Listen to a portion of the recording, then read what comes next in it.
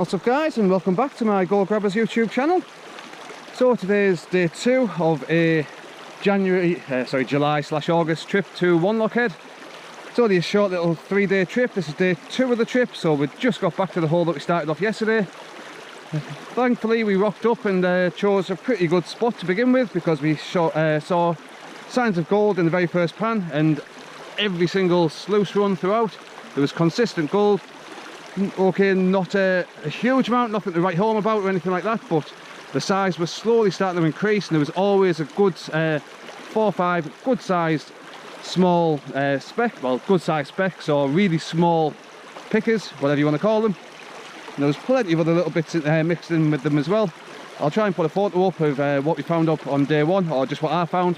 My friend just always stacks all of his up and sorts all of his out later on. Yeah, so that was the total that I found on day 1. As a nice mixture of sizes, from fly poop size to either large specks or small pickers, whatever you want to call them. I say the GoPro doesn't necessarily make them out as nicely as they actually are in person. So there's day 1, let's crack on with day 2.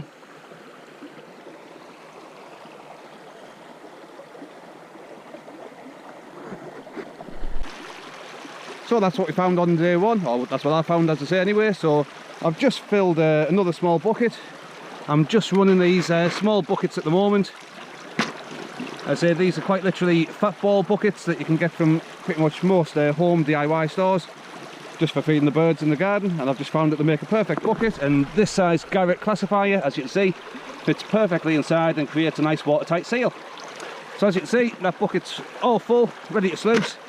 So I've got my sluice set up here. This is my little DIY sluice. There's a link on my channel showing how I've made this sluice as well. If you want to have a look and see how that's made, have a look at that. So let's get this bucket ran through. Hopefully it's going to continue as it was yesterday. If it was, then we'll continue.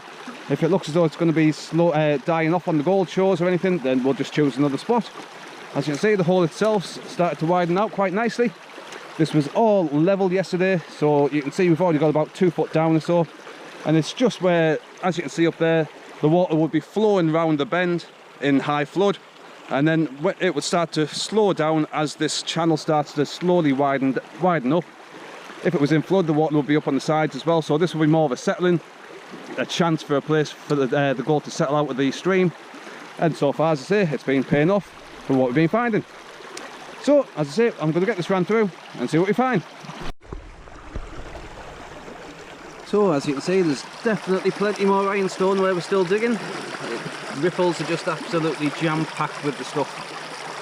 Thankfully I'm only running smaller buckets, otherwise I'll probably have to be cleaning this out even more often. Because as you can see, once they're packed up with the iron, there's very, very little chance for any more heavier stuff to get in and work their way in. Just because the iron just sits there pretty much, and if you work the sluice even heavier to try and get the iron through the riffles, then you just stand more of a chance of actually blowing the finer gold through as well. So it's a fine balance to try and strike, but as I say, thankfully, because I'm just running the smaller bucket like that, then it's not really filling the sluice too much. If I was running the bigger bucket, I'd probably have to clean out halfway through, and then when it was fully done. So I'm going to finish this bucket off, just a few more scoops, and we'll see what's in it.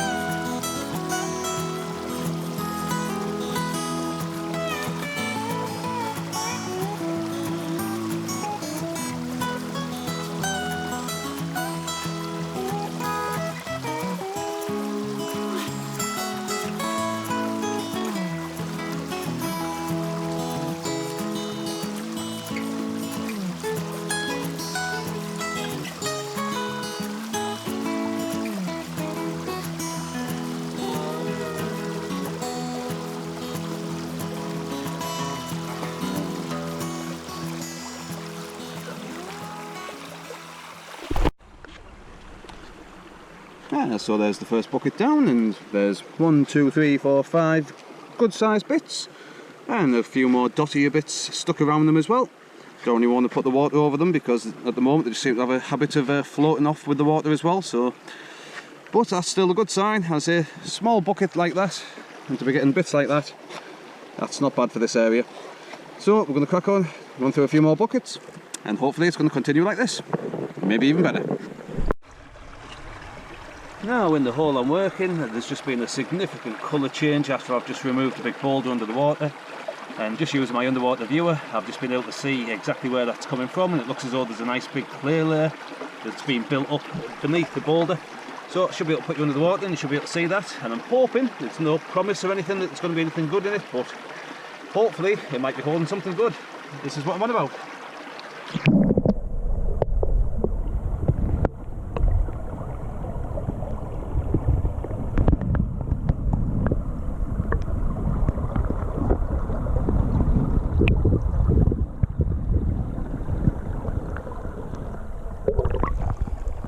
Yes, I'm going to try and get all of that out, and hopefully there might be something nice in it.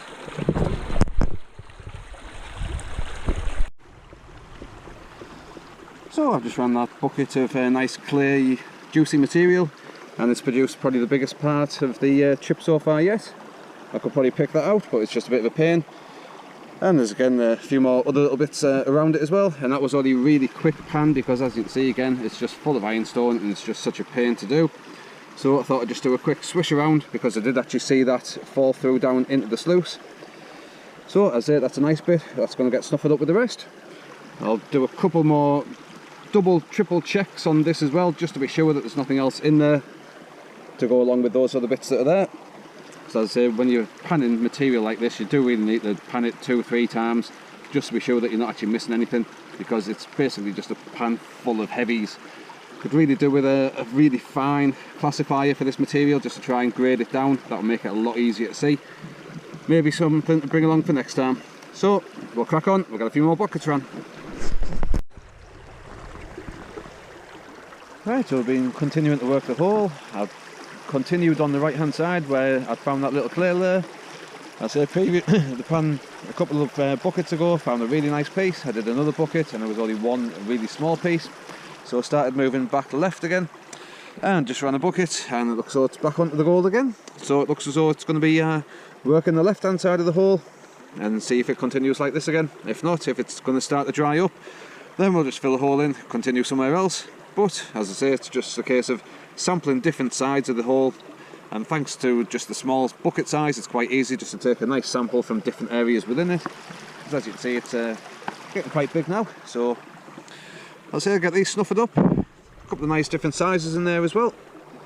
So it's not too bad a day so far. So we'll crack on. So that's another bucket ran, and just 2 measly little bits for that one. So I think I'm just going to continue with the hole for 1 more bucket, and if it's like this for 1 more bucket, that'll be it for this hole. Fill it back in, move on. If it's back onto the goal, we'll continue. So 1 more bucket will determine the fate of this hole. So another bucket, and just again another 2 measly little bits there. So it looks as though that hole's getting pretty much done now, because it's very, very deep, and it's just not really paying off for the amount of effort that it's getting required to get anything out of it now. So I say there seems to be a lot more easier gold along some of the surface levels, maybe some of the flood gold. So we're going to fill this hole back in and crack on and see if we can find some somewhere else. And there's the total gold for days 1 and 2. I didn't have a separate snuffer bottle or a container, so I couldn't put days 1 in separately. But if you compare what I'd showed previously, you can see it's nicely double pretty much, and there's some nicer bigger bits in there as well. So we'll crack on and see what day 3 brings.